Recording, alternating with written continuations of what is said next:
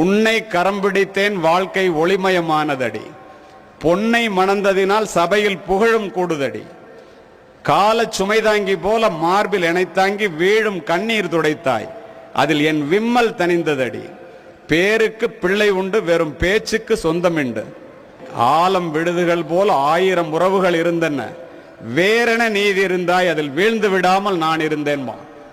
இந்த மனைவி எல்லாம் வேற இருக்கிறதுனால தான் கணவன்லாம் கீழே விழுந்துடாம இருக்கிறீங்கிறத இந்த சபையிலே மனதிலே பதிய வைத்துக் கொள்ளுங்க. இது யாராவது மறுக்க முடியுமா?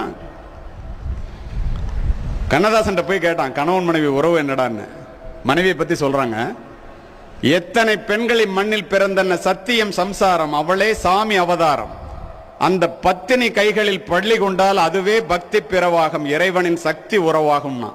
ஏன் சொன்னான் தெரியுமா? இன்று தேடி வரும் நாளை ஓடிவிடும் செல்வம் சிரித்தபடி அமுதிடுமா.